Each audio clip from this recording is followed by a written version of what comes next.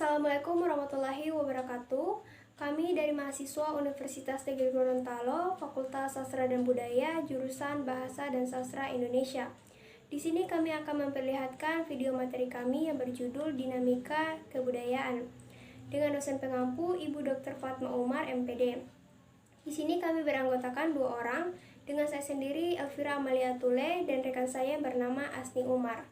Kita langsung saja kepada materi yang pertama, yaitu pengertian dari dinamika kebudayaan. Dinamika kebudayaan adalah tata cara kehidupan masyarakat yang selalu bergerak, berkembang, dan menyesuaikan diri dengan setiap keadaan dan seiring dengan perkembangan zaman. Manusia dan kebudayaan merupakan kesatuan yang tidak dapat dipisahkan, karena manusia adalah pendukung keberadaan suatu kebudayaan. Materi yang kedua adalah faktor-faktor yang mempengaruhi dinamika kebudayaan. Yang pertama, faktor demografi, yaitu bertambah atau berkurangnya jumlah penduduk. Sebagai gambaran, pertambahan penduduk yang sangat cepat di Pulau Jawa menyebabkan perubahan struktur kemasyarakatan, terutama yang berkaitan dengan lembaga-lembaga kemasyarakatan seperti pemahaman terhadap hak atas tanah, sistem gadai tanah, dan sewa tanah yang sebelumnya tidak dikenal secara luas. Perpindahan penduduk atau migrasi menyebabkan berkurangnya jumlah penduduk di suatu daerah, sehingga banyak lahan yang tidak terurus dan lembaga-lembaga kemasyarakatan akan terpengaruhi. Baik, yang kedua adalah penemuan baru. Proses perubahan yang besar pengaruhnya terjadi dalam jangka waktu yang tidak terlalu lama, disebut sebagai inovasi. Proses tersebut meliputi yaitu discovery dan invitation. Discovery adalah penemuan dari suatu unsur kebudayaan yang baru, baik berupa suatu alat ataupun berupa ide-ide baru yang diciptakan oleh seseorang atau bisa juga merupakan rangkaian ciptaan dari individu dalam suatu masyarakat.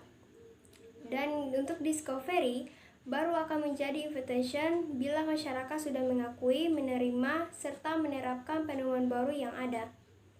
Untuk materi selanjutnya akan dibacakan oleh rekan saya, yaitu Asni Umar. Baik, di sini saya akan melanjutkan pemaparan materi dari saudari Elvira. Yang ketiga itu bertentangan dan konflik dalam masyarakat dapat menjadi sebab timbulnya perubahan kebudayaan. Pertentangan yang terjadi bisa antar orang perorangan, perorangan dengan kelompok, atau kelompok dengan kelompok. Sebagai contoh pertentangan antar kelompok yaitu pertentangan antar generasi tua dengan generasi muda. Pertentangan antar generasi kerap kali terjadi pada masyarakat-masyarakat yang sedang berkembang dari tahap tradisional ke tahap modern. Keempat, pemberontakan atau revolusi di dalam tubuh masyarakat itu sendiri. Perubahan yang terjadi sebagai akibat revolusi merupakan perubahan besar yang mempengaruhi seluruh sistem lembaga-lembaga kemasyarakatan. Soekarno menyatakan bahwa selain pengaruh besar yang berasal dari dalam masyarakat, ada pula pengaruh yang datang dari luar masyarakat. Yang terakhir, implikasi dinamika kebudayaan dalam masyarakat. Masyarakat dan kebudayaan saling ketergantungan satu sama lain. Masyarakat tidak mungkin merupakan satu kesatuan fungsional tanpa kebudayaan. Demikian sebaliknya. Atas dasar hubungan fungsional inilah maka dalam masyarakat tercipta Epris de Corps dan para anggotanya dapat hidup dan bekerja sama dalam segala aspek kehidupan. Dinamika kebudayaan di dalam masyarakat terjadi melalui serangkaian proses yang mempengaruhi waktu dan membawa konsekuensi logis terhadap berbagai bidang kehidupan masyarakat. Baik, itulah pemaparan materi dari kelompok kami. Kurang dan lebihnya kami mohon maaf. Wabillahi taufiq wal hidayah. Assalamualaikum warahmatullahi wabarakatuh.